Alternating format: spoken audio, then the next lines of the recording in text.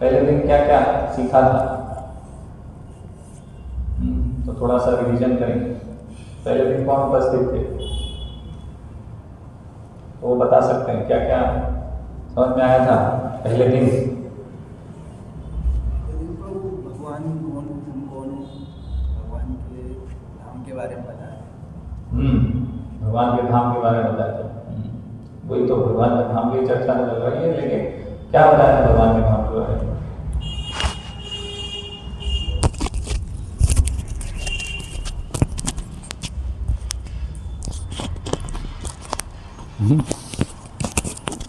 बहुत सारी चर्चा हुई थी ना हमारी तो भगवान के धाम के बारे में। कुछ याद है कि नहीं? हाँ, तो ये हमने यंत्र चर्चा किया था, है ना? ये यंत्र रूप में है भगवान का धाम, है ना? उसमें ये गायत्री मंत्र, गोपाल गायत्री मंत्र लिखा हुआ है जो ब्रह्मा जी बोलते हैं, है ना? अपने धाम में, अपने जो धामवासी हैं उनके साथ, है ना? और फिर उनको दर्शन हुआ भगवान की कृपा से, जब उन्होंने भगवान कृष्ण की प्रसन्नता के लिए तपस्या करी तो फिर ये ज्ञान जो गोलोक है उनको प्रत्यक्ष दिखाई देने लग गया, है ना? वैदूष प्रत्यक्ष हम बोलते हैं इसको। तो फिर वो देखने लगे उसको और फिर वो वर्णन करने लग गए कि ऐसा ऐसा ये भगवान का धाम है। चिंतामणि प्रकर सद्मसु कल्प वृक्ष लक्षावृतेषु सुरभिर अभिपालयन्तम।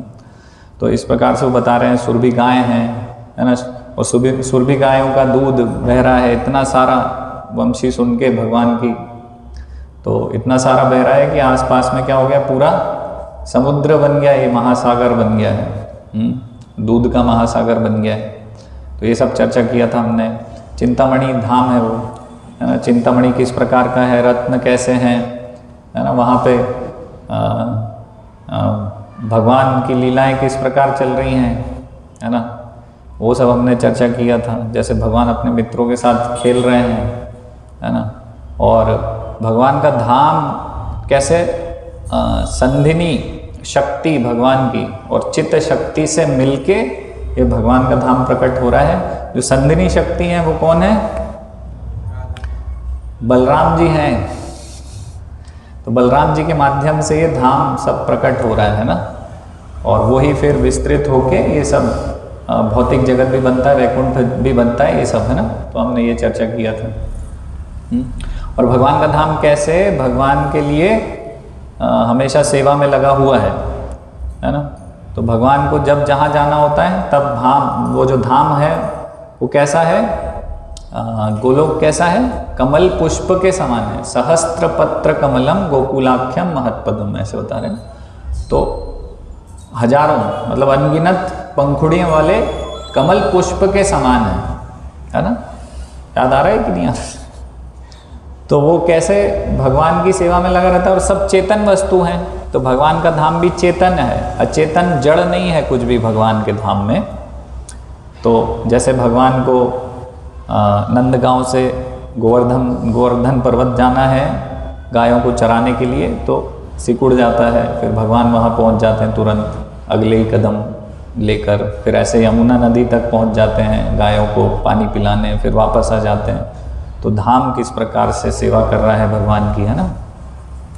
तो ये सब हमने, तो जो नेचर, मतलब कैसा नेचर है धाम का भगवान का, ये सब हमने चर्चा किया था, है ना? और कैसे भगवान के भगवान का धाम भगवान की जो लीलाएं हैं उनके लिए कार्य कर रहा है, भगवान को प्रसन्न करने के लिए, ये सब हमने चर्चा किया था। तो आज का चर्चा का विषय है हमारा कि जो विभाजन है गोलोक के, है ना? तो विभाजन है गोलोक के अलग अलग, वृंदावन, द्वारिका, पुरी, नवद्वीप, है ना? ये सब, और थोड़ा जो उसके आसपास क्या क्या है, जैसे चतुर्व्यूह है, वेद है और 4 पुरुषार्थ हैं, फिर ये मणियाँ हैं, ये यहाँ पर त्रिशूल दिख रहे हैं, ये मंत्र दिख रहे हैं, है ना? तो ये सब आसपास की चीज़ें ये चर्चा करेंगे हम। और किस प्रकार से अलग अलग रस यहाँ पर उपस्थित हैं गोलोक में, 5 रस में भगवान आदान प्रदान करते हैं, तो उनका विभाजन है ना? तो ये सब हम आज चर्चा करेंगे, ये हमारे मुख्य चर्चा के विषय रहेंगे। तो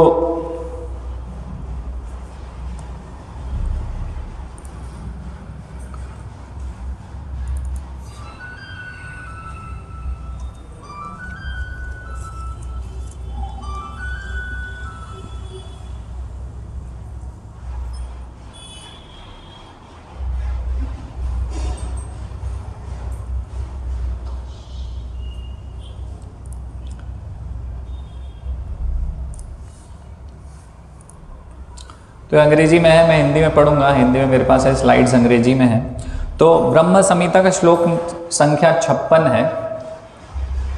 तो इस प्रकार से है, श्रियः कांता कांतः परम पुरुषः कल्पतरवो द्रुमा भूमिश्चिंतामणि गणमयी तोयम अमृतम।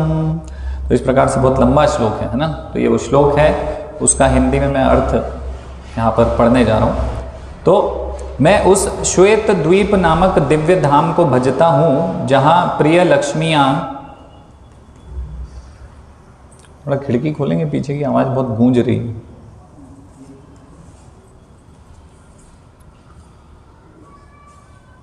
आवाज़ क्लियर आ रही है कि एकदम गूंजने जैसी लग रही है? गूंजने जैसी लग रही है ना।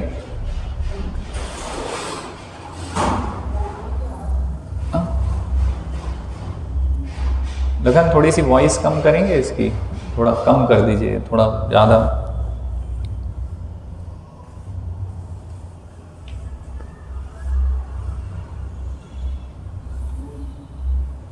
हरे कृष्णा कृष्णा कृष्णा हरे हरे, हरे रामा रामा रामा हरे हरे, हरे कृष्णा। तो हिंदी में उसका अनुवाद है, मैं उस श्वेत द्वीप नामक दिव्य धाम को भजता हूँ जहाँ प्रिय लक्ष्मियाँ अपने शुद्ध भाव से परम पुरुष श्री कृष्ण की अपने एकमात्र प्रेमी के रूप में सेवा करती हैं, है ना। तो जो गोपियाँ हैं, है ना, उनको बता रहे लक्ष्मियाँ। जहाँ प्रत्येक वृक्ष कल्पतरु है ना। हमने चर्चा किया था कि प्रत्येक वृक्ष जो गोलोक धाम है वहाँ पर क्या है, कल्पतरु है। जहाँ की भूमि वांछित चिंतामणि है ना। चिंतामणि और ये जो वृक्ष हैं वहाँ के किस प्रकार से हैं कि जो भी मांगते हैं वो हमको प्रदान कर सकते हैं, है ना। सारा जल अमृत है। तो वहाँ जो भी जल है भगवान के धाम में, तो साधारण जल है ही नहीं, सब क्या है, अमृत है, अमृत के समान स्वीट, एकदम मधुर। सारे शब्द गीत हैं, मतलब जैसे हम बात कर रहे हैं तो बात कैसे हो रही है, शब्द कैसे हैं, गीत जैसे।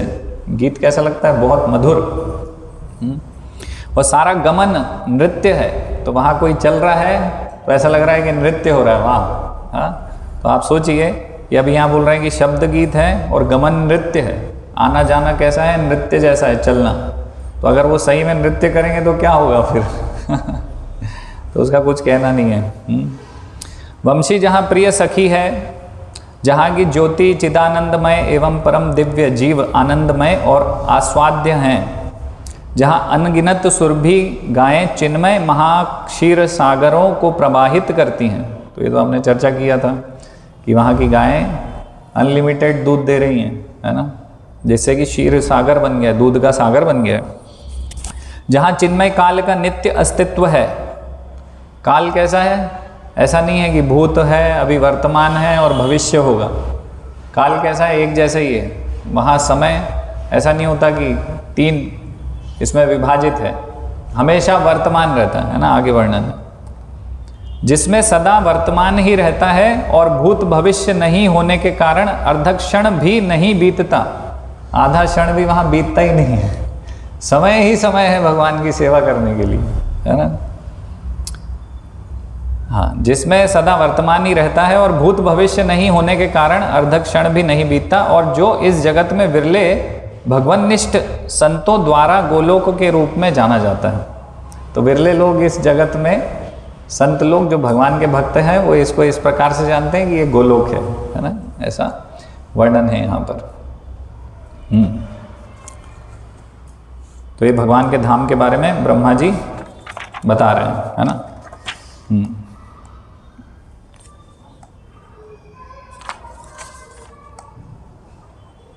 अगला हम भगवान के जो धाम है उसके विभाजन के विषय में चर्चा करेंगे, है ना।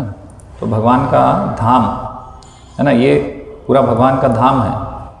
ये जो चौकोर दिख रहा है उसके अंदर ये जो कमल का पुष्प दिख रहा है ना, तो इसको किस प्रकार से विभाजित किया है, तो चैतन्य महाप्रभु बता रहे हैं कि ये जो गोलोक है इसके 3 विभाजन हैं, द्वारिका, मथुरा और गोकुल, है ना। तो आदि लीला चैतन्य महाप्रभु चैतन्य चरितामृत में बता रहे हैं, आदि लीला में। किसका फोन है ये, बंद कर दीजिए।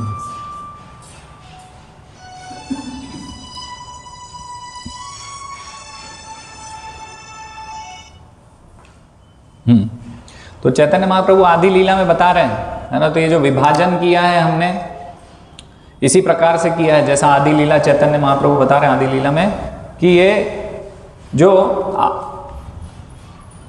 आध्यात्मिक जगत है ना, इसको कृष्ण लोग बोलते हैं और इसके 3 विभाजन है, द्वारिका है, मथुरा है और गोकुल है।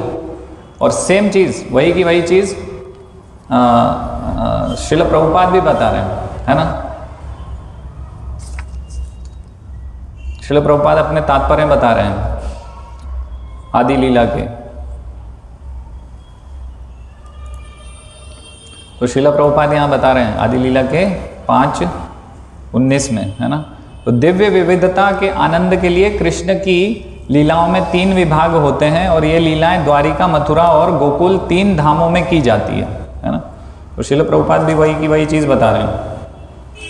तो यहाँ हम गोलोक चार्ट में देखेंगे, तो गोलोक चार्ट में आप लेफ्ट उल्टे हाथ तरफ देखेंगे जब, तो ये विभाजन बताए हैं, है ना। ये देखो गोलोक कृष्ण लोक के विभाजन। तो विभाजन क्या बताया, द्वारिका, ये जो डार्क नीले कलर की जो ये आउटर, ये जो चौकोनाकृत आकृति है, तो इसमें ये जो दिख रहा है बाहर, ये क्या है, ये द्वारिका। और इसके ऊपर यहाँ ऑरेंज कलर का जो दिख रहा है ना, ये क्या है, मथुरा है। और यहाँ पर ये जो सेंटर में जो पिंक कलर का ये दिख रहा है लोटस कमल, तो ये क्या है, गोकुल है। इस प्रकार से वर्णन है, चैतन्य महाप्रभु ने बताया, श्रील प्रभुपाद ने बताया आदि लीला में, ये चैतन्य चरितामृत में से, तो ये यहाँ पर वर्णन है।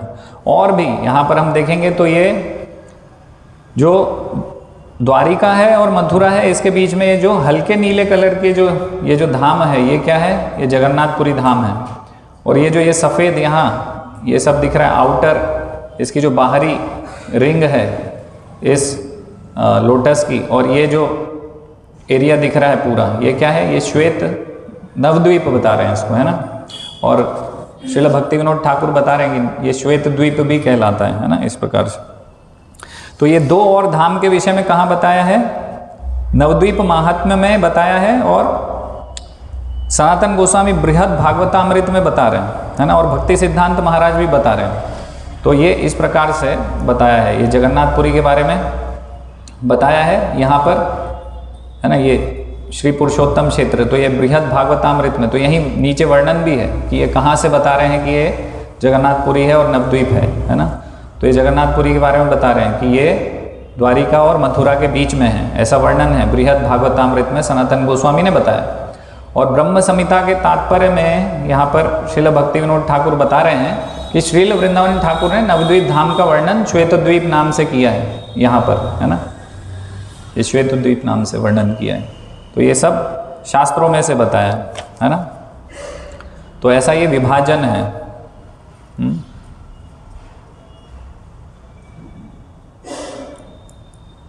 तो ये हम देखेंगे यहाँ पर, है ना। ये द्वारिका है, पढ़ने में आ रहा है ये, है ना। ये द्वारिका, जगन्नाथपुरी, मथुरा, और ये विभाजन है, इसके 4 विभाजन है ये, है ना, श्वेतद्वीप के।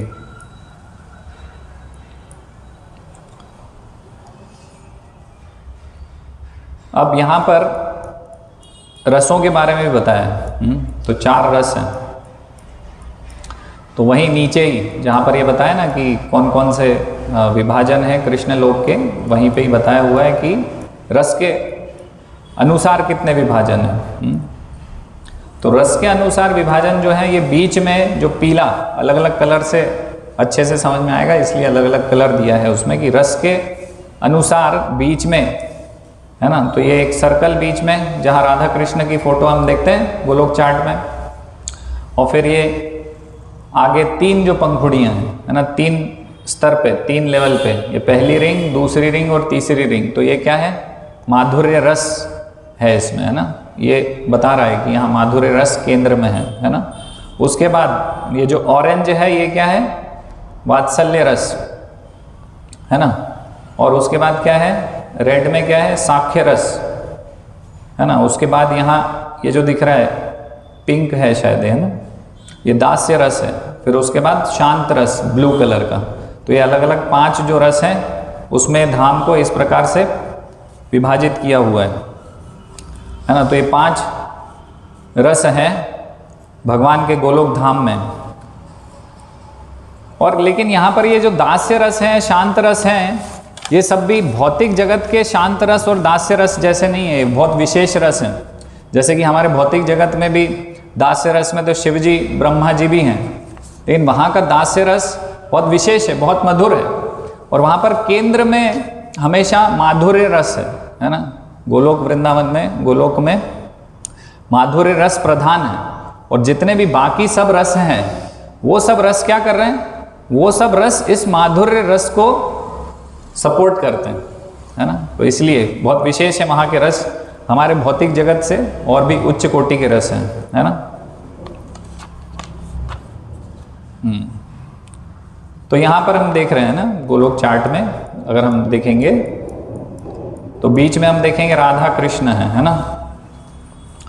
तो राधा कृष्ण, तो भगवान श्री कृष्ण क्या है, परम भोक्ता है, सुप्रीम एंजॉयर, है ना, सबसे बड़े भोक्ता, आनंद उठाने वाले।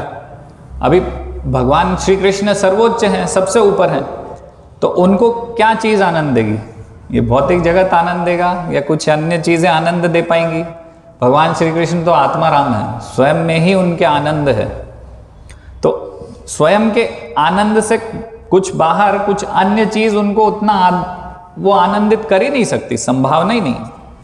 तो इसलिए क्या करते हैं, भगवान श्री कृष्ण स्वयं का ही विस्तार करते हैं। श्रीमती राधा रानी तो वो स्वयं ही है ना, उनकी आह्लादिनी शक्ति, यानी कि उनको आनंद देने वाली शक्ति है। तो भगवान श्री कृष्ण का विस्तार है श्रीमती राधा रानी। तो यहाँ पर राधा कृष्ण है बीच में माधुर्य रस में।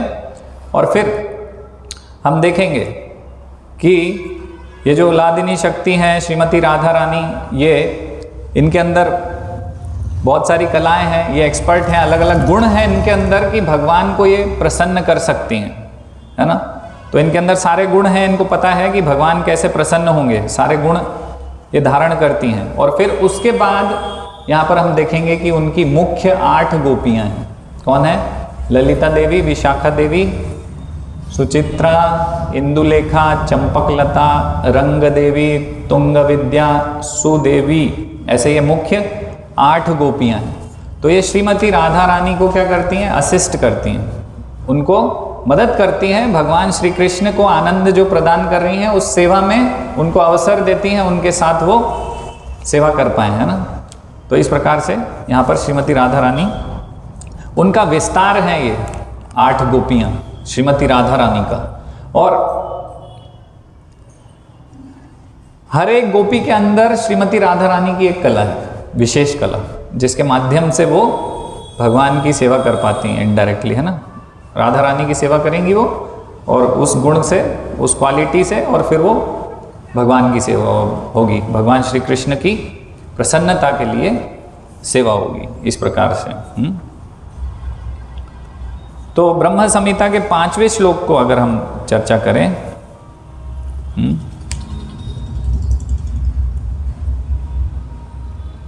चौथे श्लोक को, तो इसमें बता रहे हैं, है ना, तद किंजलकम तद शानाम तत्पत्राणी श्रियामपि, है ना। तो अर्थात नित्य धाम गोकुल की कर्णिका ही भगवान श्री कृष्ण का षटकोणीय धाम है। ये हमने चर्चा किया था, षटकोण धाम ये भगवान का धाम है ना, ये यंत्र रूप में है, ये भगवान का सेंटर क्या है, भगवान का धाम है ना। उसकी पंखुड़ियाँ श्री कृष्ण के प्रति समर्पित परम प्रेम है, तथा उनकी अंश स्वरूपा स्वजातीय गोपियों के निवास स्थान है। तो उसके साइड में जो पंखुड़ियाँ हैं, वो जो भगवान ने अपना विस्तार किया, राधा रानी और फिर ये 8 गोपियाँ, इनका है ना यहाँ इस प्रकार से वर्णन है। ये हमने इसलिए यहाँ पर ये इस प्रकार से यहाँ पर रखा है। ये पंखुड़ियाँ उनके अनेक दीवारों जैसी हैं और अति उज्ज्वल हैं। उस कमल की फैली पत्तियाँ भगवान श्री कृष्ण की परम प्रेयसी श्री राधिका के उपवन रूपी धाम है ना। तो यहाँ पर जीव गोस्वामी बता रहे हैं कि ये जो पंखुड़ियाँ हैं ये क्या हैं, धाम हैं, किनके, गोपियों के, है ना। ये जो पंखुड़ियाँ अलग अलग बता रहे हैं ना हम, ललिता देवी, विशाखा देवी, सुचित्रा देवी, है ना। तो यहाँ बताया है कि ये सब गोपियों के धाम है ये पंखुड़ियाँ। तो जीव गोस्वामी लिख रहे हैं ना। और अगर हम देखें कि ये किस प्रकार से यहाँ पर दिया है, और भौतिक जगत में अगर हम वृंदावन जाते हैं तो हम क्या देखते हैं, तो हम देखते हैं कि नंदगांव है। तो नंदगांव के उत्तर में ये गोपियों का मतलब रहवास, निवास स्थान है ना। और अगर हम राधा कुंड जाएंगे तो राधा कुंड से उत्तर दिशा में ललिता देवी और विशाखा देवी का कुंड है ना। तो इस प्रकार से, और यहाँ हम अगर देखें तो हमारे जो गोस्वामी बता रहे हैं, तो गोस्वामी में मतलब हमने जो वर्णन किया है उसके अनुसार हमने जो गोलोक चार्ट बनाया, तो इसके उत्तर में क्या है, ललिता देवी, विशाखा देवी। तो हम देखते हैं कि कितना सटीक वर्णन हमें यहाँ पर मिल रहा है ना। तो गोपियाँ हैं यहाँ पर आसपास में। और ये जो मतलब यहाँ पर हमने बनाने के लिए बनाया कि ललिता देवी का ये धाम है, ये जो पंखुड़ी है, ये विशाखा देवी। लेकिन इनके साथ साथ हजारों लाखों गोपियाँ भगवान की सेवा में लगी हुई हैं, है ना। और क्या कर रही हैं, सुबह से लेकर रात तक सेवा भगवान के लिए, ये ऐसा करना है, वैसा करना है ना। तीव्रेण भक्ति योगेन, इसमें लगे हुए हैं वो, भगवान के लिए सेवा करने में लगे हुए। तो विश्वनाथ चक्रवर्ती ठाकुर बता रहे हैं कि ये जो फूल है कमल का, तो बीच में यहाँ पर नंदगांव है ना। लेकिन हम देख रहे हैं कि हम तो बता रहे हैं कि राधा कृष्ण है वहाँ पर, माधुर्य रस है। तो नंदगांव में क्या हो रहा है कि सेवा भी चल रही है, माधुर्य भी है ना, केंद्र में माधुर्य है। तो यहाँ पर अलग अलग देखेंगे हम कि यहाँ पहले ये अगर हम देख रहे हैं तो यहाँ पर ललिता देवी, विशाखा देवी, सुचित्रा देवी, इंदुलेखा, ऐसे गोपियाँ हैं। फिर उसके बाद क्या है, तो पहले तीन स्तर की पंखुड़ियाँ हैं। तो पहला राउंड, दूसरा राउंड, तो दूसरा राउंड किसका है, मंजरियों का है ना। और यहाँ पर हम देखेंगे तो मंजरी सहायक हैं गोपियों की, है ना। तो यहाँ देखेंगे ये कौन से रस में यहाँ पर सेवा चल रही है, ये राधा रानी है ना। जल क्रीड़ा कर रहे हैं कृष्ण गोपियों के साथ, तो ये माधुर्य रस है ना। वस्त्र जो छीन लिए थे गोपियों के, वो लीला। यहाँ पर देखें तो हम ये गोपियों के साथ लीला चल रही, नहीं यहाँ भी, यहाँ राधा कृष्ण है ना। यहाँ देखेंगे तो हम गोपियों के साथ हैं कृष्ण। यहाँ देखेंगे तो ये नाव में है।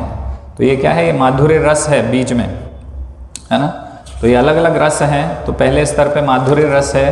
फिर अब चौथी जो हम देखेंगे कि चौथा सर्कल है ना, तो उसमें क्या है, वात्सल्य रस। तो यशोदा मैया है यहाँ पर, ये देखिए यशोदा मैया है ना। वात्सल्य रस का यहाँ पर प्रदर्शन हो रहा है। कृष्ण माखन खा रहे हैं, है ना। यहाँ पर ये देखेंगे वात्सल्य रस में, है ना। ये पूरा जितने भी हमारे इस्कॉन के फोटोज़ हैं, तो ये वात्सल्य रस, माधुर्य के बाद वात्सल्य रस का यहाँ पर प्रदर्शन हो रहा है। ये इस प्रकार से विभाजन है ना। फिर उसके बाद सख्य रस, तो ये साख्य रस, यहाँ बाल गोपालों के साथ भगवान श्री कृष्ण खेल रहे हैं, है ना, आदान प्रदान कर रहे हैं, गाय चराने जाते हैं। तो ये सब यहाँ पर कृष्ण बलराम हैं साख्य रस में। यहाँ प्रसाद ले रहे हैं कृष्ण अपने मित्रों के साथ, है ना। तो ये सब यहाँ पर साख्य रस है। उसके बाद पहले माधुर्य बीच में, जैसा हम देख रहे थे ना यहाँ पर, तो उसी प्रकार से यहाँ लीलाओं का वर्णन है ना। तो पहला सर्कल काय का था, माधुर्य रस का, फिर वात्सल्य रस, फिर सख्य रस, फिर दास्य रस, फिर शांत रस। तो ऐसे ही है ना, यहाँ पर वो देख रहे हैं हम कि कैसे कैसे कौन कौन सी लीलाएं हो रही। फिर उसके बाद है ना, ये सख्य रस के बाद दास्य रस। तो दास्य रस में हम देख रहे हैं कि फोटो नहीं है, तो इस्कॉन में ज़्यादा फोटो नहीं है दास्य रस में तो इसलिए यहाँ पर फोटो डाल नहीं पाए है? लेकिन एक फोटो है जिसमें कि यहाँ हम देख सकते हैं कि यशोदा मैया यहाँ पर देखो, तो ये साख्य रस नहीं, वात्सल्य रस और दास्य रस दोनों का ही ये फोटो है। तो यहाँ माता यशोदा वात्सल्य रस में आदान प्रदान कर रही है, यहाँ पर एक भक्त है, मतलब गोप बालक हैं जो सेवा कर रहे हैं श्री कृष्ण की, तो ये फोटो वहाँ रख सकते हैं एक प्रकार से दास्य रस की। लेकिन अभी सब खाली है यहाँ पर, है ना, तो पता नहीं, मतलब अभी पेंटिंग डली नहीं है इसमें कुछ। फिर उसके बाद हम देखते हैं शांत रस। तो शांत रस में भगवान यहाँ वेणु, मतलब कि उनकी बांसुरी बजा रहे हैं, है ना, तो बांसुरी शांत रस है ना। ये जो पशु हैं ये दिख रहे हैं ना हमें, ये सब शांत रस में है। यमुना जी हैं, ये शांत रस में, ये मोर है ना, तो ये शांत रस। तो ऐसे शांत रस है ना, शांत रस में ये आदान प्रदान चल रहा है ना। ऐसे सब फोटोज देखे हैं ना हमने अलग अलग रस के, इस्कॉन के, वही है यहाँ पर। और उसके बाद फिर आखिरी में तो चैतन्य महाप्रभु की लीलाएं हैं, श्वेत द्वीप, नवद्वीप की लीलाएं हैं सारी, है ना, ये सब। तो इस प्रकार से विभाजन है।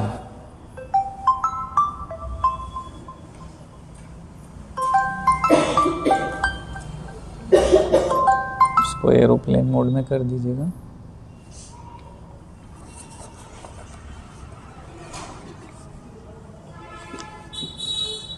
तो यहाँ पर ऐसा नहीं है कि जैसे हमने यहाँ पर बता दिया कि भाई ये तो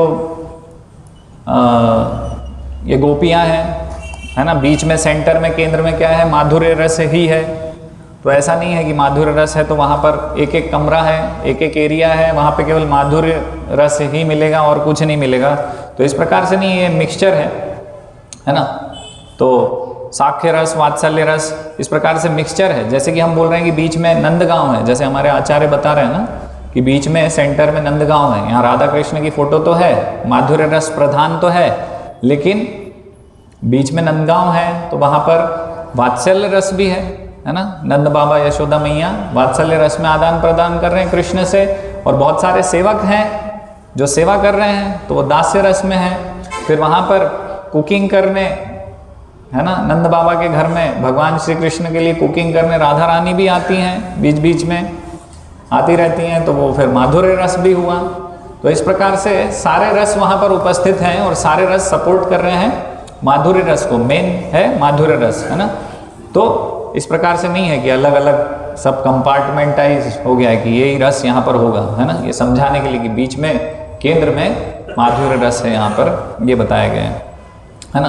तो ये जो गोपियाँ हैं, ये 8 गोपियाँ, ये श्रीमती राधा रानी की के विस्तार हैं ये, है ना। श्रीमती राधा रानी भगवान की सेवा के लिए स्वयं का विस्तार कर रही हैं। और उसके बाद ये जो मंजरियाँ हैं, है ना, ये मंजरियाँ, ये असिस्टेंट है गोपियों की, गोपियों को सेवा प्रदान कर रही हैं, है ना। तो ये जो गोपियाँ हैं, कौन कौन सी गोपियाँ हैं अभी हम देख रहे हैं, रूप, रति। तो वास्तव में ये जो रूप मंजरी हैं ये कौन है? तो ये जो रूप मंजरी हैं ये रूप गोस्वामी हैं, और ये जो रति मंजरी हैं ये है रघुनाथ दास गोस्वामी। हाँ, और फिर जो लवंग मंजरी यहाँ पर देख रहे हैं हम, ये लवंग मंजरी हैं सनातन गोस्वामी, है ना। और यहाँ जो हम कस्तूरी मंजरी देख रहे हैं ये कौन है? कृष्णदास कविराज गोस्वामी। फिर ये गुण मंजरी हम देख रहे हैं, तो गुण मंजरी कौन है? गोपाल भट्ट गोस्वामी, है ना। ये विलास मंजरी हम देख रहे हैं, तो ये कौन है? जीव गोस्वामी। तो ये हमारे गोस्वामी कहाँ पर हैं? हमारे गोस्वामी केवल संत नहीं हैं कि हम यहाँ, एक बार ऐसे ही हुआ था, किसी मंदिर में कोई नए व्यक्ति गए तो उन्होंने बोला कि ये 6 कौन है ये? तो बोले कि ये सेंटली पीपल, ये साधु संत हैं। तो लेकिन ये साधारण साधु संत नहीं है। अगर हम इस गोलोक चार्ट से समझेंगे तो ये भगवान के नित्य संगी साथी हैं, हमारे जो आचार्य हैं, मंजरियाँ हैं, बिल्कुल भगवान के साथ ही हैं। तो जो भी वो बोल रहे हैं वो सीधा वहीं से ही बोल रहे हैं, वो देख रहे हैं राधा कृष्ण के साथ में है, लीला में है, उसी लीला से ही देखकर वो अनुभव को प्रकट कर रहे हैं, केवल बोल नहीं रहे, केवल बता नहीं रहे, वो स्वयं दर्शन कर रहे हैं उसमें, वो दर्शन को प्रस्तुत कर रहे हैं, है ना। तो साधारण इस प्रकार से हमारे गुरु शिष्य परंपरा को हम विचार करते हैं, है ना। और फिर हमारा दृष्टिकोण ऐसे ही होता है कि भाई दूसरे जो साधु संत हैं वो भी इसी प्रकार से हैं और ये भी उसी प्रकार से हैं, तो ये उस प्रकार से बिल्कुल भी नहीं है। ये तो भगवान के बिल्कुल राइट लेफ्ट बिल्कुल नित्य संगी हैं। भगवान की जो लीलाएं हैं वो लीलाएं इनके माध्यम से संपन्न हो रही हैं, भगवान के बिल्कुल करीबी हैं, बिल्कुल पास के, है ना। राधा रानी और राधा रानी से जो गोपियां लगी हैं उनका, तो ये मतलब मंजरियां कौन है, ये यंग लड़कियां हैं, यंग गर्ल्स जो कि सपोर्ट करती हैं गोपियों को, है ना, भगवान की सेवा के लिए। तो ये हमारे जो हमारे आचार्य हैं, ये उनका स्थान है। अगर हम ध्यान से समझेंगे तो पता चलेगा कि हमारे आचार्य कहाँ हैं, सर्वोच्च लोक में सर्वोच्च स्थान पर है, जहाँ देवी देवता की पहुँच है ही नहीं, दूर दूर तक देवी देवता एंट्री नहीं ले सकते, है ना। देवी देवता कहाँ हैं और ये कहाँ है, बताइए आप। कोई इनका कोई कंपैरिजन, हम तुलनात्मक ढंग से देवी देवताओं को इनके स्तर पे देख सकते हैं क्या कभी? देवी देवता इनके आसपास भी नहीं है, भटक भी नहीं सकते, ये इतने करीबी हैं राधा कृष्ण के और सबसे ऊपर है इनका स्थान, है ना। तो इनको हल्के में इस प्रकार से नहीं ले सकते हम कि हमारे आचार्य और देवी देवता, तो देवी देवता को भी हम उसी स्तर पे समझें, है ना। ये हमारी बहुत भूल धारणा है। हमारे आचार्यों का स्तर बहुत ऊंचा है। तो ऐसे हमारे जितने भी ये आचार्य हैं, अभी हम देखेंगे कि श्रील प्रभुपाद हैं, भक्ति सिद्धांत महाराज हैं, गौर किशोरदास बाबा जी हैं, और फिर श्रील भक्ति विनोद ठाकुर हैं, जगन्नाथ दास बाबा जी हैं। तो इनका स्थान भी, सबका स्वरूप हमें पता नहीं है, कुछ का पता है, कुछ का नहीं पता है, लेकिन सब इधर ही है, भगवान की लीला में, भगवान के आसपास ही हैं कहीं ना कहीं, है ना। तो इतना उच्च स्तर है हमारे आचार्यों का, है ना। तो श्रील प्रभुपाद का भी यहाँ पर एक विशेष स्थान होगा। ये जो यहाँ रूप गोस्वामी हैं, हम क्या हैं, रूपानुग हैं, है ना। तो हम रूपानुग हैं, रूप गोस्वामी के फॉलोअर्स हैं, उनके डिसाइपल्स हैं, है ना। तो रूपानुग, तो ये एक पत्ती यहाँ पर जरूर दिख रही है, लेकिन यहाँ पर हजारों करोड़ों अनगिनत अनलिमिटेड पत्तियाँ हैं। तो एक जो पंखुड़ी है वो इस्कॉन श्रील प्रभुपाद की होगी, है ना। तो इस्कॉन ऐसा साधारण संस्था नहीं है, ये रूपानुग, रूप गोस्वामी के उसमें गुरु शिष्य परंपरा में आता है ना। तो श्रील प्रभुपाद का स्थान कहाँ है, इस्कॉन का स्थान कहाँ है, तो हमारा स्थान कहाँ है ये देख सकते हैं हम यहाँ पर। तो यहाँ भगवान की लीलाओं में स्थान है ना। तो श्रील प्रभुपाद की जय, तो श्रील प्रभुपाद का बहुत विशेष स्थान है। लेकिन इसका मतलब ये नहीं है कि हम भी इस्कॉन वाले हैं तो हम भी वहीं बैठे हुए हैं, है ना। ऐसा नहीं है कि केवल हम यहाँ आते हैं और जाते हैं, कुछ सेवा कर देते हैं, यहाँ खाते हैं, है ना, यहाँ सो जाते हैं, तो इससे नहीं होगा, है ना। श्रील प्रभुपाद की शिक्षाएं कितनी हम पालन कर रहे हैं उसके अनुपात में हम देखेंगे, है ना। तो श्रील प्रभुपाद ने शिक्षाएं भी दी हैं कि भाई क्या करना है। तो श्रील प्रभुपाद ने बताया 16 माला करनी है, भाई जिह्वा पे कंट्रोल करना है, केवल कृष्ण प्रसाद खाना है, ग्रंथ पढ़ने हैं, प्रचार करना है, सेवा करना है, तो ये सब बताया है ना। नियम पालन करने हैं 4। तो ये सब हम जितना दृढ़ता से करेंगे उसके अनुपात श्रील प्रभुपाद की कृपा हमारे ऊपर होगी और हम भगवत धाम में अपना वहाँ पर जो इस्कॉन का एक एरिया है वहाँ पहुँच सकते हैं, वहाँ हम पहुँच सकते हैं। लेकिन उसके लिए हमें पालन करना होगा, है ना। वहाँ देवी देवता भी नहीं पहुँच सकते हैं। हम कल कथा चर्चा कर रहे थे कि देवी देवता तो पहुँचे, लेकिन गोलोक में तो कैसे पहुँचे थे?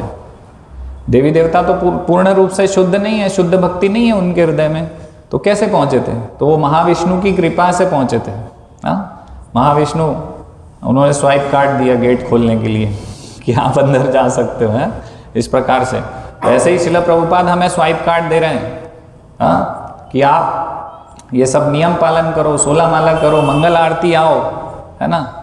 इसके बिना ऐसे ही नहीं हो जाएगा कि हम पहुंच जाएंगे, भाई हमारे तो आचार्यों का बहुत ऊपर स्थान है, उनकी कृपा से पहुंच जाएंगे। उनकी कृपा उनके निर्देशों में है, उनकी शिक्षाओं में है, तो उनकी शिक्षाएं पालन करेंगे जितने दृढ़ता से, तो फिर वो वीज़ा है ना, वो हमको स्वाइप कार्ड हमें भी मिल जाएगा, एंट्री हमें भी मिल जाएगी, वो चाबी हमें भी दे देंगे कि हाँ भाई चलो।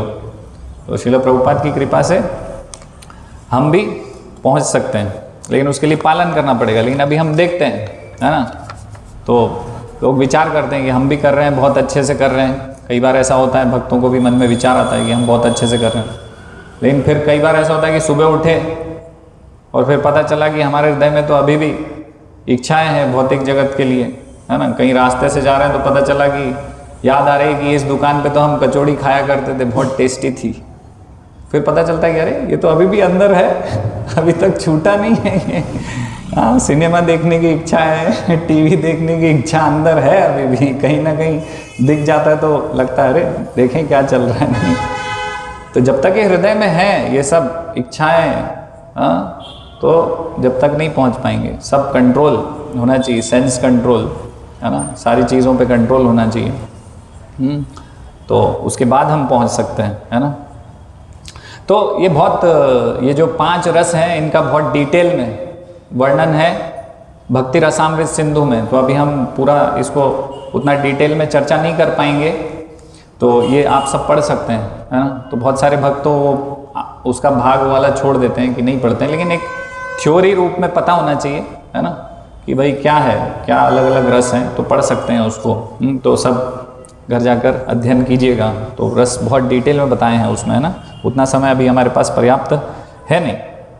तो हम देख रहे हैं कि वृंदावन में माधुर्य धाम है, लेकिन वहाँ पर रस मिक्स भी हैं, है ना। जैसे कि जो वरिष्ठ गोपियाँ हैं जो यशोदा मैया के साथ भगवान श्री कृष्ण की सेवा कर रही हैं, तो उनके अंदर कहीं ना कहीं एक वात्सल्य भाव तो है ही, और साथ में साख्य भाव भी है, एक फ्रेंडशिप टाइप का है कृष्ण से, है ना। तो वो मिक्सचर है, प्योर ऐसा नहीं है कि केवल वात्सल्य भाव है ना, उसमें एक थोड़ा स्वीटनेस है ना, एक माधुरी भी है उसमें, है ना। तो वैसा है। और जैसे कि दास भगवान की सेवा कर रहे हैं भगवान के धाम में, तो कोई उनको स्नान के लिए गर्म पानी दे रहा है, कुछ भी इस प्रकार से पानी दे रहे हैं, कुछ कर रहे हैं, सेवा कर रहे हैं, तो दास्य रस हो गया प्रमुख। लेकिन उनके हृदय में भगवान श्री कृष्ण के लिए एक मतलब कि उनको सुरक्षा प्रदान करनी है, उनकी रक्षा करनी है, वो भाव भी है। तो उनके हृदय में कहीं ना कहीं वो वात्सल्य भाव भी है। तो ये मिक्स रस है, इस प्रकार से कोई शुद्ध एक रस नहीं है। तो वहाँ विशेष है कि भाई वहाँ पे इस प्रकार से एक मीठा स्वीटनेस भी है रसों में, है ना, भगवान से विशेष है वहाँ पर गोलोक वृंदावन में। तो अगर हम भक्ति रसामृत सिंधु पढ़ेंगे तो उसमें ये सब मिक्सचर रस का ये भी सब वर्णन है, सब वर्णन है, बहुत सारे रस हैं, है ना। तो भगवान श्री कृष्ण सभी भक्तों के साथ आदान प्रदान करते हैं, है ना। तो बहुत सारे जीव हैं आध्यात्मिक लोक में, और भगवान श्री कृष्ण सबके साथ आदान प्रदान करते हैं, है ना।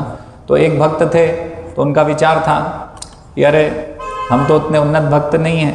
तो उन्होंने विचार प्रकट किया कि उन्नत नहीं हैं, और भगवान के धाम में तो बहुत सारे भक्त हैं, भगवान के पास राधा रानी हैं, गोपियाँ हैं, आध्यात्मिक लोक में तो पता नहीं कौन कौन भक्त हैं, हनुमान जी भी हैं, गरुड़ हैं, और बलराम जी हैं, पता नहीं अनगिनत उच्च कोटि के भक्त हैं। तो हमारा कहाँ नंबर आएगा, हम कहाँ जा पाएंगे, चले भी गए तो करना क्या है, वहाँ झाड़ू पोछा ही करते रह जाएंगे, भगवान से तो हम मिल ही नहीं पाएंगे। नहीं, भगवान कहाँ हमारे पास आएंगे, कहाँ उनको छोड़ के हमारे पास कहाँ आएंगे, नहीं। तो लेकिन हम मतलब उनका मतलब ये था कि हमारी योग्यता नहीं है, लेकिन भगवान श्री कृष्ण सबके साथ एक जैसा एक साथ में आदान प्रदान करते हैं सारे भक्तों के साथ, है ना। तो हम भगवान की लीला देखते हैं जहाँ पर राजा नग्नजीत हैं, उनकी जो पुत्री हैं सत्या, उनसे विवाह करने के लिए जब भगवान श्री कृष्ण पहुँचते हैं, तो उन्होंने क्या किया था, शर्त ये रखी थी कि ये जो 7 सांड हैं इनसे जो लड़के जीतेगा, है ना, तो बहुत खतरनाक थे वो। तो सारे जितने भी राजा आए थे, मतलब उनका तो उन्होंने हड्डी पसली एक कर दी थी वो सांडों ने, किसी का हाथ तोड़ दिया, किसी का मुंह तोड़ दिया, किसी का पैर तोड़ दिया, कोई लड़ नहीं पा रहा था।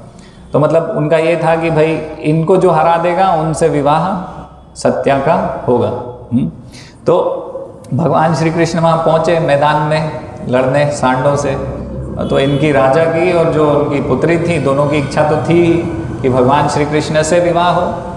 तो अभी जैसे ही भगवान श्री कृष्ण वहाँ मैदान में पहुँचे तो अभी सत्या के हृदय में आ गया कि अभी कृष्ण आ गए हैं, अभी इनसे विवाह होने वाला है, अब ये तो जीत नहीं वाले। तो विचार कर रही हैं वो कि मैं कौन से नंबर की रानी रहूँगी, 1 2 3 4 7, हाँ अरे मेरा तो नंबर ही नहीं आएगा, और मैं कहाँ लगती हूँ। रुक्मिणी है, ये तो बहुत उच्च कोटि के भक्त हैं, सेवा करते हैं भगवान श्री कृष्ण की, और सत्यभामा है, इनके लिए तो भगवान श्री कृष्ण ने क्या करा, स्वर्ग से पारिजात उठा के लेकर आ गए।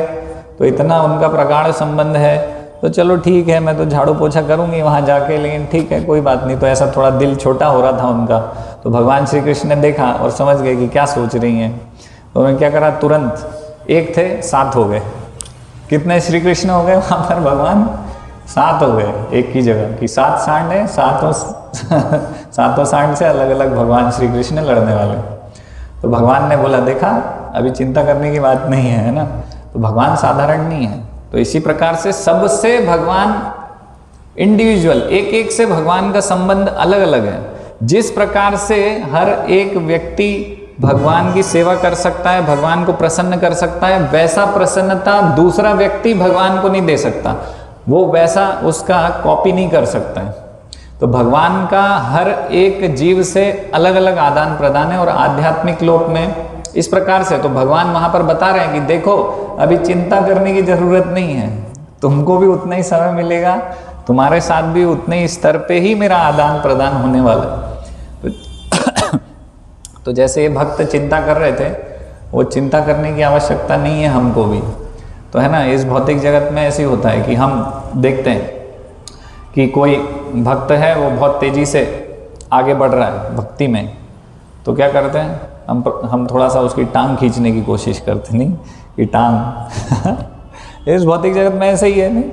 तो लेकिन भगवान के जगत में इस प्रकार से नहीं है ना, कोई कंपटीशन नहीं है उधर। कंपटीशन क्यों नहीं है?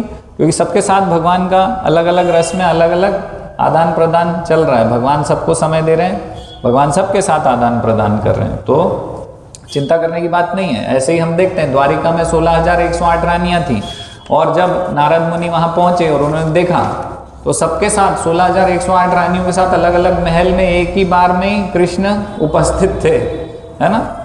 और फिर नारद मुनि से, जहाँ भी नारद मुनि जाते महल में, तो भगवान श्री कृष्ण कहते अरे आप आए, आइए आइए, कैसे हैं और सुनाइए। तो नारद मुनि चुपचाप कहते हैं मैं कुछ नहीं सुना सकता हूँ, आपको क्या सुनाऊँ, अभी वहाँ गया था तो आप बच्चों के साथ खेल रहे थे, अभी यहाँ आए हूँ तो कुछ कार्य कर रहे हैं, तीसरी जगह जा रहा हूँ तो आप विवाह कर रहे हैं बच्चों का। तो इस प्रकार से भगवान सबको समय देते हैं। तो हमें चिंता नहीं करनी है कि मैं वहाँ जाके क्या करूँगा, कैसे भगवान से मिलूँगा, कैसे आदान प्रदान होगा, ये सब करने की, ये सब चिंता करने का विषय नहीं है। और मेरा स्वरूप क्या होगा, है ना, ये भी चिंता रहती है भक्तों की, मेरा क्या स्वरूप है। तो इस सब की चिंता नहीं करनी है। तो हमारे गुरु शिष्य परंपरा में और भगवान की कृपा से ये सब हमें अपने आप हो जाएगा। तो एक माता जी थी प्रभुपाद की शिष्या, तो उन्होंने अपना विचार किया कि मैं क्या है, मैं गाय हूँ। तो जब भगवान के धाम में मैं गाय हूँ, तो प्रभुपाद जब उनको दीक्षा देने वाले थे तो वो गई। तो उन्होंने क्या करा, जैसे गाय को वो गले में घंटी बांधते हैं, कुछ बांधते हैं ना ऐसे, उन्होंने क्या करा अपने बालों में वैसे ही गाय जैसा वो घंटी बांध लिया और श्रील प्रभुपाद के पास पहुँच गई। वो गाय जैसे ही उनका व्यवहार थोड़ा कुछ कर रही थी। तो श्रील प्रभुपाद ने देखा और उनका नाम जब दिया तो बोला सुरभि देवी दासी। तो वो समझ लग गई कि मैं तो आध्यात्मिक लोक में गाय हूँ। तो इस सब की चिंता करने की आवश्यकता नहीं है कि हमारा स्वरूप क्या है ना, और क्या भगवान हमें समय देंगे कि नहीं देंगे। तो इस सब की चिंता नहीं है। भगवान और हमारा प्रत्येक के साथ, सभी के साथ भगवान का एक अलग पर्सनल संबंध है भगवान का, है ना। और सबके गुण अलग अलग हैं, सब भगवान को अलग तरीके से प्रसन्न कर सकते हैं, जैसा कि अन्य नहीं कर सकते हैं। ओके, तो अभी श्लोक संख्या 5 जो ब्रह्म संहिता का है, तो चतुर्भीर पुरुषार्थैश्च चतुर्भिर हेतुर्भिर्व्रतम। तो इस प्रकार से लंबा श्लोक है तो मैं पढ़ूंगा नहीं, अभी मैं सीधे हिंदी में अनुवाद पढ़ता हूँ और यहाँ पर हम गोलोक में उसको, गोलोक चार्ट में उसको समझने का प्रयत्न करेंगे, है ना। हाँ, तो इस श्लोक में गोकुल की बाह्य आवरण भूमि का वर्णन है। तो ये गोकुल धाम है भगवान का।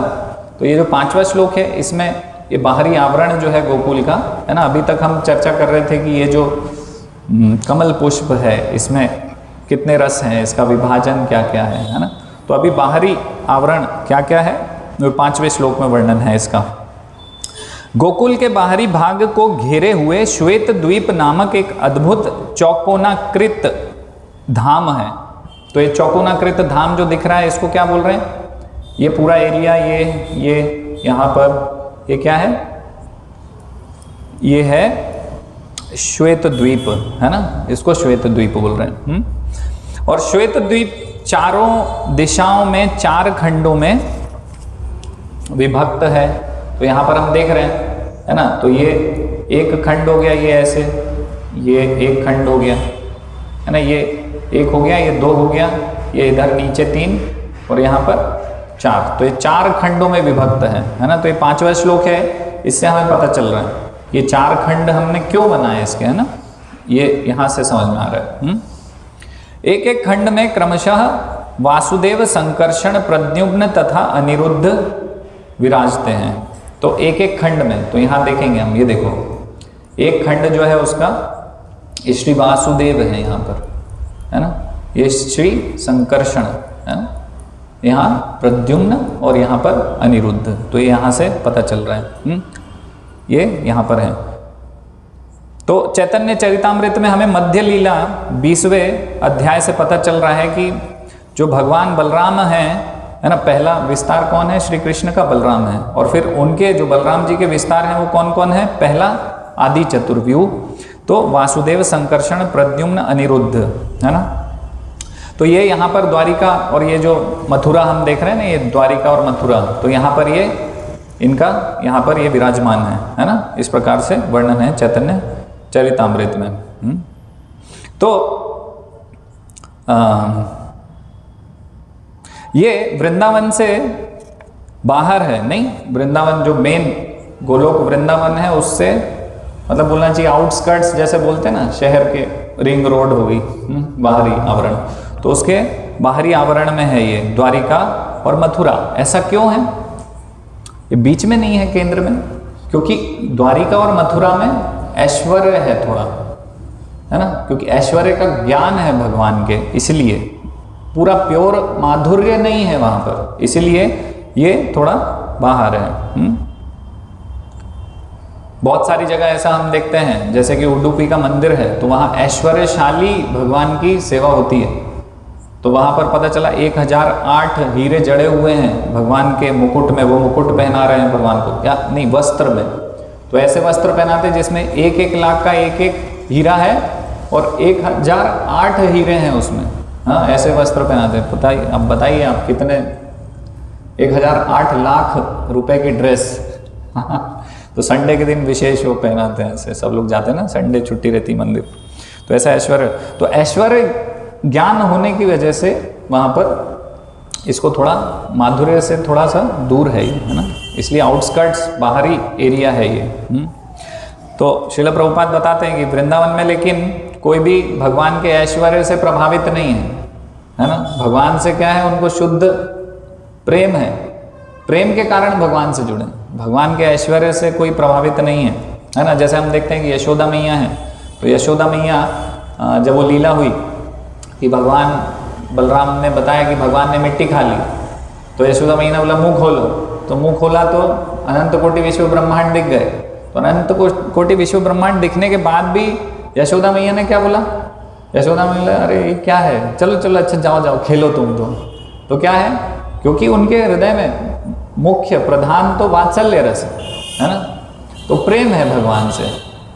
तो उसके कारण योग माया ने क्या किया कि वो जो ऐश्वर्य ज्ञान उनको मिला था क्षणिक, उसको क्या करा, हटा दिया, वापस से उनको वात्सल्य रस में ले आए। तो वहाँ क्या है, वहाँ भगवान के ऐश्वर्य से मतलब नहीं है, ऐश्वर्य ज्ञान नहीं है।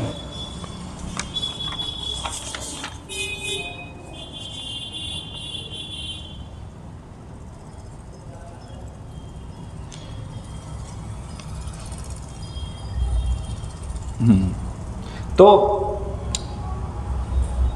यहाँ पर क्या किया है कि मथुरा को, यहाँ हम देख रहे हैं ना, ये मथुरा है ना। तो मथुरा को द्वारिका से मतलब ऊपर बनाया है और वृंदावन से पास में, गोलोक के पास में बनाया है ना।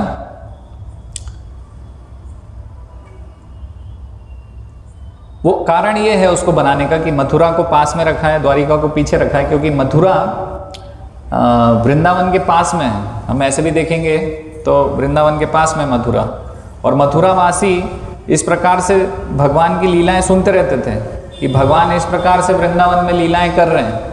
तो बचपन से वो भगवान के विषय में, मतलब जब भगवान लीलाएं कर रहे थे जब बचपन से ही, तो भगवान की लीलाओं के विषय में कभी ना कभी वो श्रवण कर चुके हैं द्वारिकावासी। तो द्वारिका में भगवान से एक लगाव है लोगों को, है ना। द्वारिका नहीं, सॉरी, मथुरा में। तो मथुरा में भगवान के विषय में श्रवण किया हुआ है लोगों ने, भगवान की लीलाओं के विषय में, है ना। तो भगवान से एक वैसा आदान प्रदान उनका है। द्वारिका में कैसा है, फुल ऐश्वर्य, है ना। द्वारिका कैसे है, भगवान राजा के रूप में वहाँ पर, तो इसीलिए, है ना।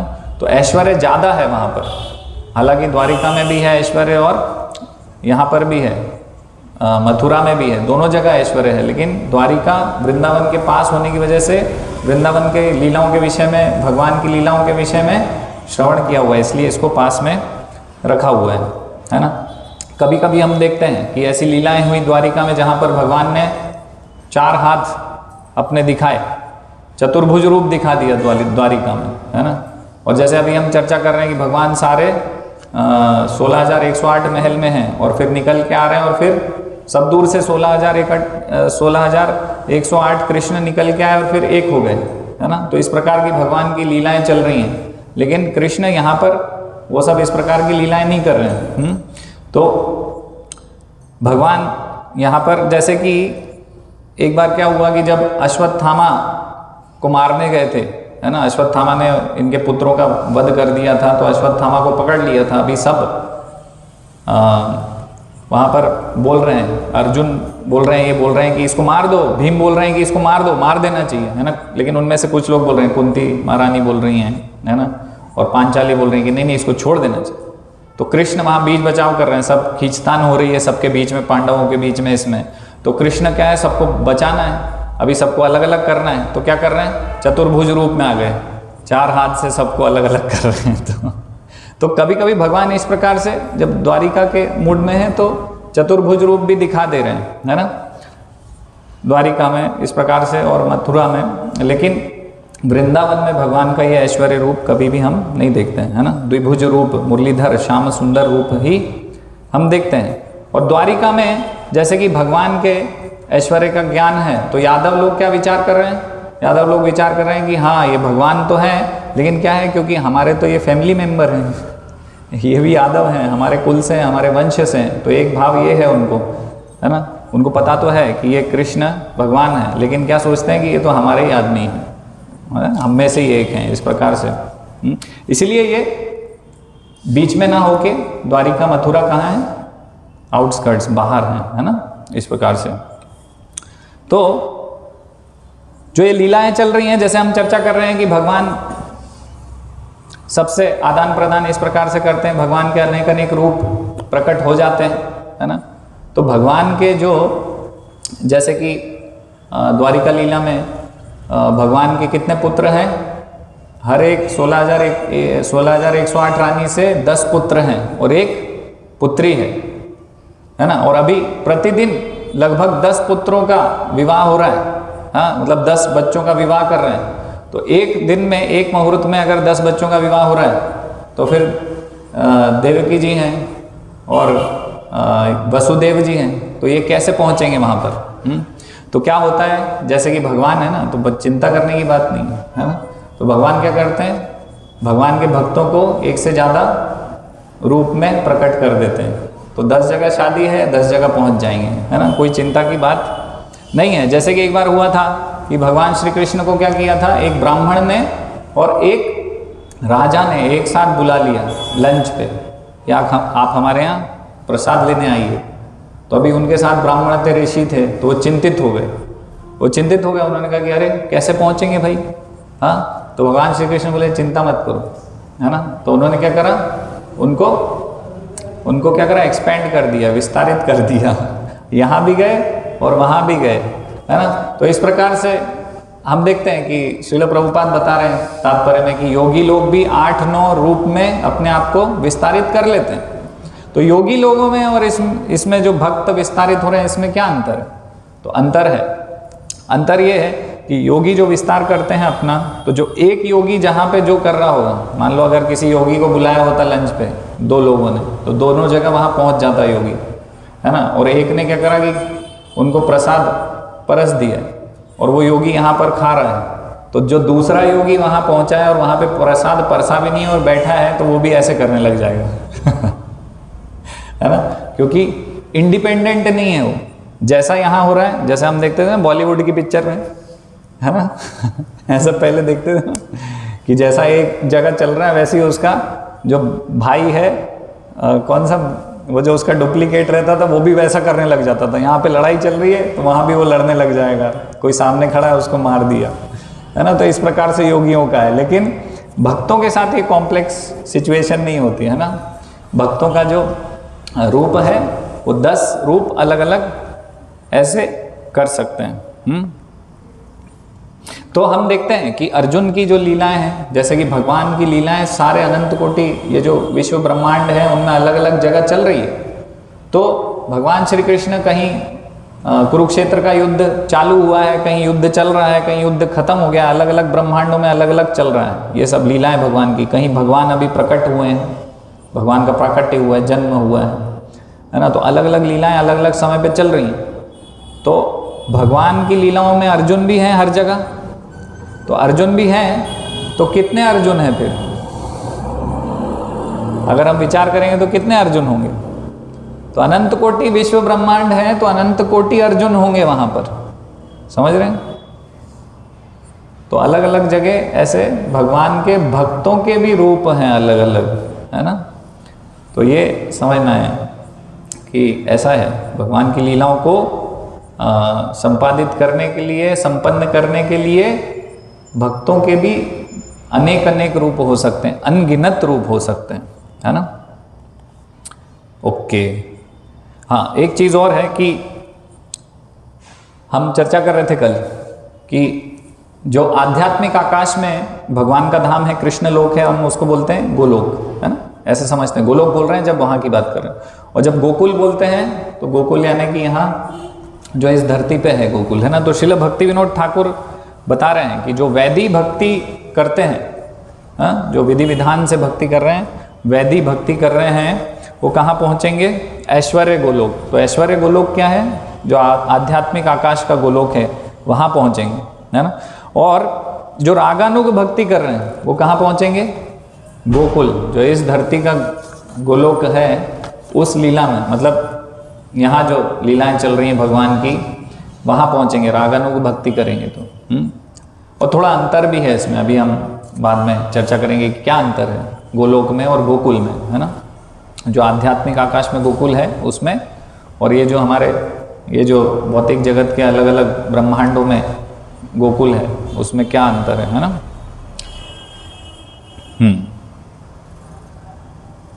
तो यहाँ हम चर्चा कर रहे थे कि ये चतुर्व्यूह है ना, ये श्लोक चर्चा कर रहे थे कि चतुर्व्यूह है जिसमें वासुदेव, संकर्षण, प्रद्युम्न और अनिरुद्ध है। तो ये जो व्यूह है, व्यूह का मतलब होता है आर्मी।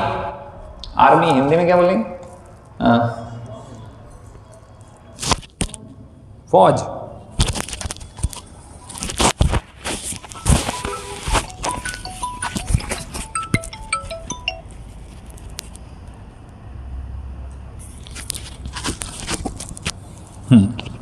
तो व्यूह का मतलब फौज होता है ना। तो ये चतुर्व्यूह है, ये फौज है। तो ये क्या कर रही है फौज, है ना। तो फौज क्या कर रही है? ये व्यूह ये क्या कर रहे हैं कि जो मतलब ऐसे जो इलीगल एंट्री है गोलोक में, उसको रोक रही है ना। तो कोई इलीगली, कोई ब्रह्मवादी, है ना, कोई इस प्रकार से, या फिर कोई तपस्या करके अगर कोई एंट्री इलीगल लेना चाहता है, अभी पूर्ण रूप से शुद्ध नहीं हुआ है और वो एंट्री करना चाह रहा है, तो वो एंट्री नहीं कर पाएगा, क्योंकि ये चतुर्व्यूह क्या कर रहे हैं? रक्षा कर रहे हैं, है ना। तो ये रक्षा कर रहे हैं चतुर्व्यूह। तो कोई भी जो कि योग्य व्यक्ति नहीं है, जो माधुर्य रस जिसके अंदर नहीं है, और वो अगर प्रवेश करने का प्रयास करेगा गोलोक में तो उसको प्रवेश नहीं करने दिया जाएगा, है ना। अब आगे यहाँ पर वर्णन है,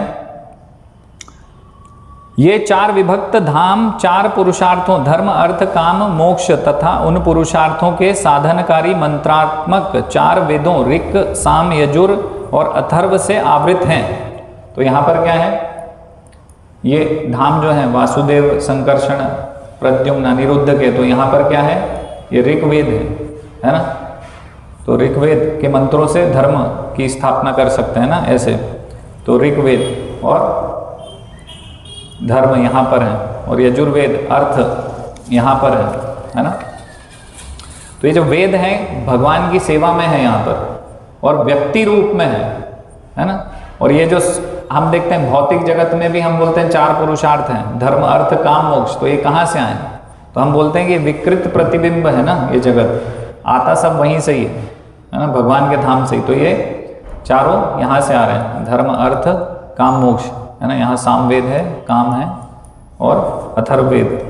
तो ये यहाँ पर 4 वेद हैं और 4 यहाँ पर पुरुषार्थ हैं, धर्म अर्थ काम मोक्ष, है ना। लेकिन यहाँ पर भौतिक जगत में जो धर्म अर्थ काम मोक्ष है वो परफेक्ट नहीं है ना।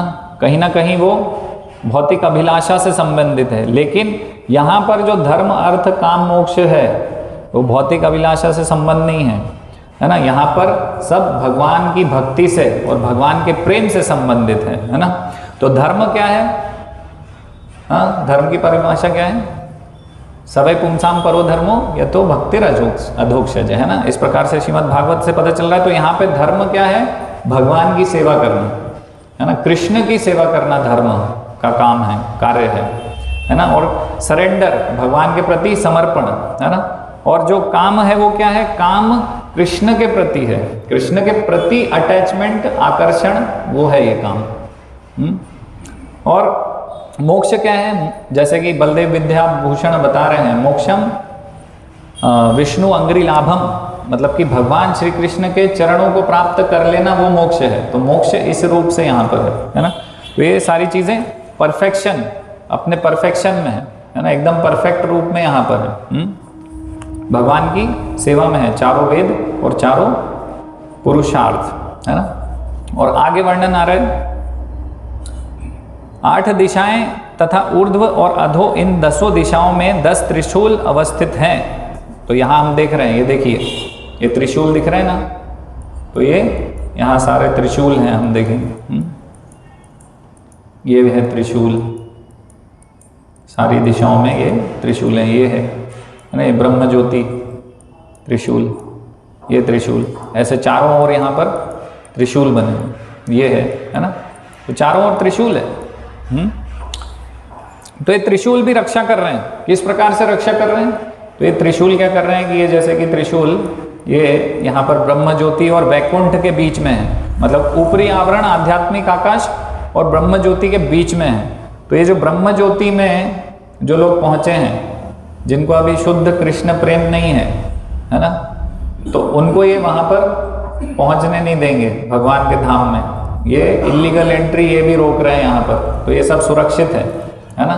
तो कोई भी देवी देवता या फिर कोई भी जबरदस्ती, जैसे त्रिशंकु को भेज रहे थे नहीं स्वर्ग में, तो इस प्रकार से अगर कोई जबरदस्ती एंट्री करने की कोशिश करेगा तो ब्रह्म ज्योति से भी वैकुंठ धाम और गोलोक वृंदावन में नहीं पहुंचा जा सकता है जब तक कि हम शुद्ध नहीं हो जाते। तो ये जो त्रिशूल है, तो त्रिशूल क्या है, 3 गुणों का भी प्रतीक है।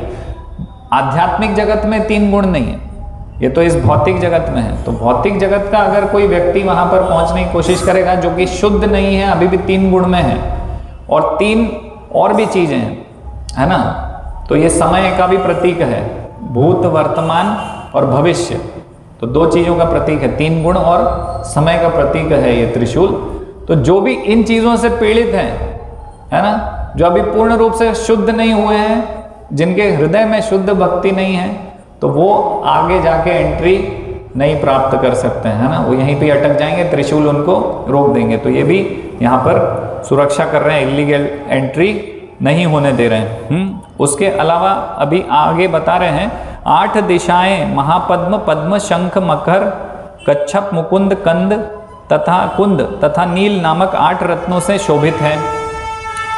अब देखिए ये तो इसका प्रोटेक्शन तो यहाँ इस लेवल पे था, ब्रह्म ज्योति के ऊपर से पूरा है ना आध्यात्मिक लोक ये त्रिशूल यहाँ पर प्रोटेक्ट कर रहे हैं।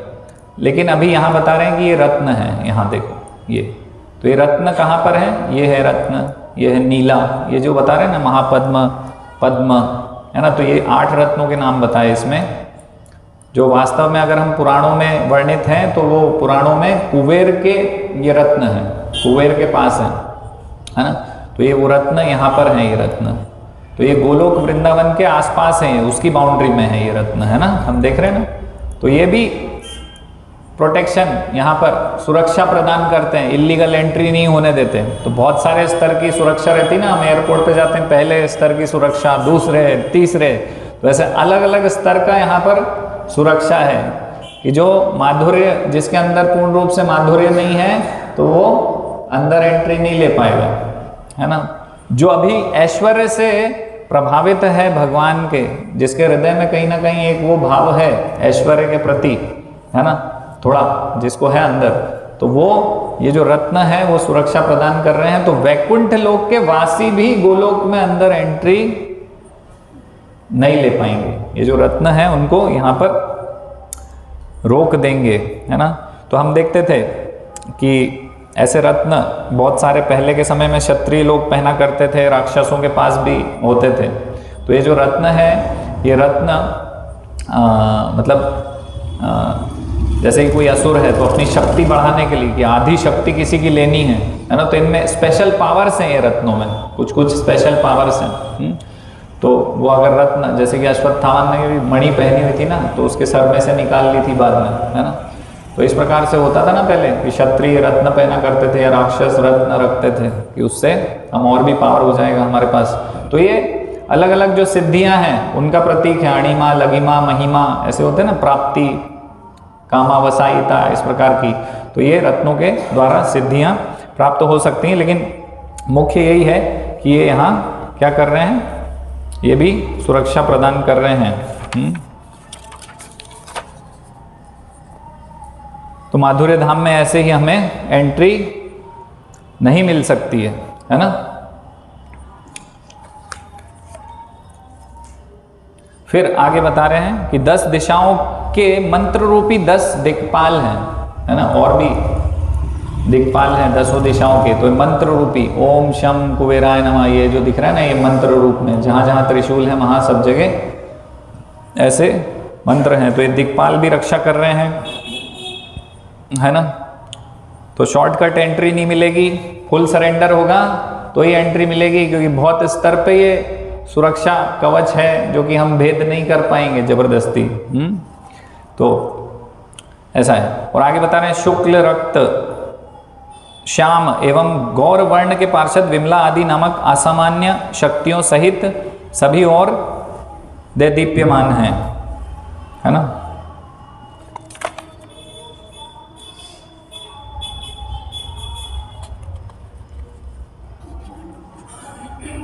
ठीक है, अभी अगले सेशन में हम चर्चा करेंगे।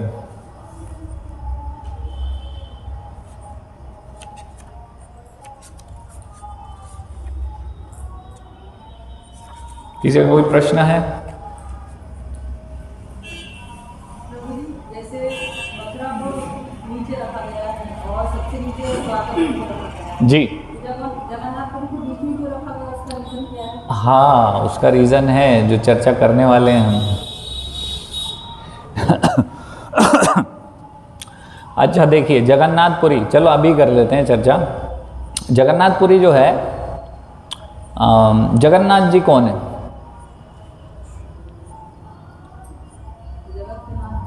अरे वो ठीक है, लेकिन जगन्नाथ जी हैं कौन? भगवान कृष्ण है ना। तो कहाँ के कृष्ण है? ये जगन्नाथ की लीला कहाँ से क्या हो रही है? तो द्वारिका में कृष्ण है, ऐश्वर्य भाव में है। कहाँ के कृष्ण है?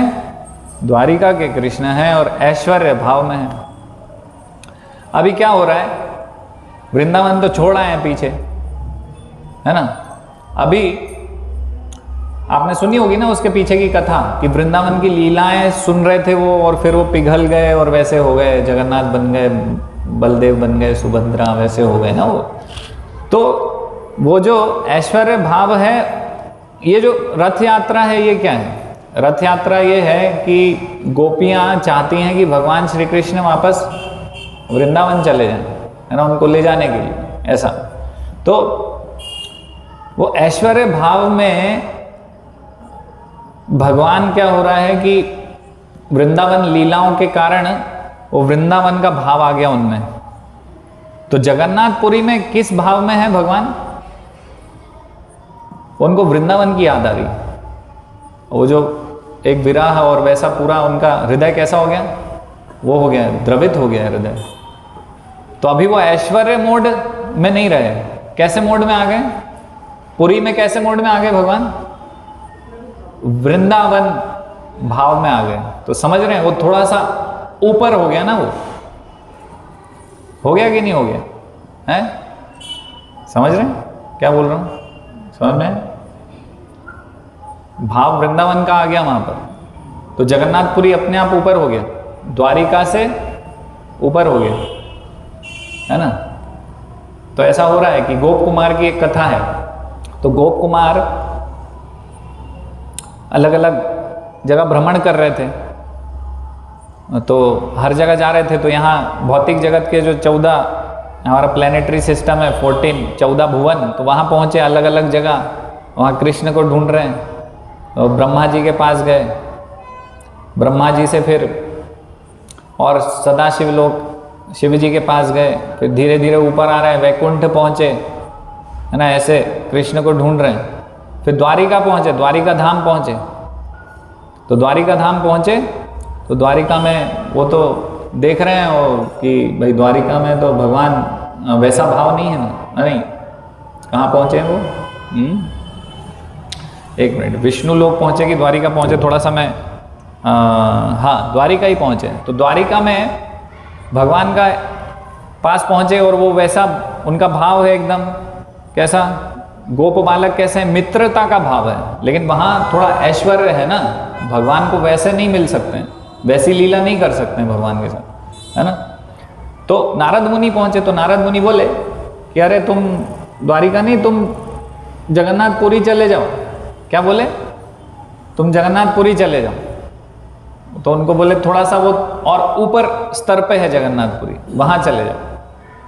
तो वहाँ पे उद्धव हैं। तो उद्धव बोल रहे हैं अरे आप ऐसे कैसे बोल रहे हो?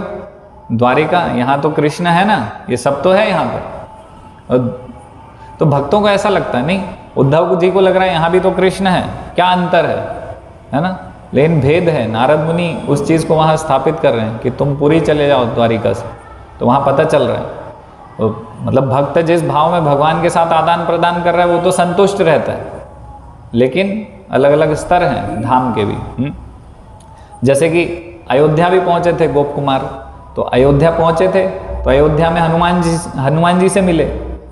तो हनुमान जी बोल रहे हैं कि अरे कहाँ जा रहे हो? यहाँ है ना राम, यहीं रहो ना, यहीं तुम भगवान के साथ आदान प्रदान करो, संतुष्ट हैं यहाँ सब, सुखी हैं, बढ़िया है ना। लेकिन गोप कुमार धीरे धीरे ढूंढते ढूंढते वापस गोलोक पहुँचे।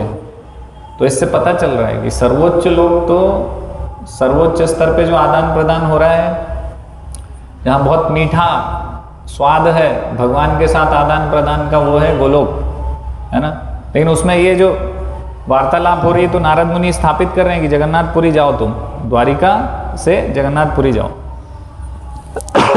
जगन्नाथपुरी में भगवान थोड़ा और वृंदावन के भाव में है। वृंदावन जैसी लीलाएं और कहाँ हो रही है ना। वैसा भगवान के कंधे पे बैठ गए लोग है ना। तो वैसा कहाँ हो रहा है, बाकी जगह ऐसा नहीं हो पा रहा।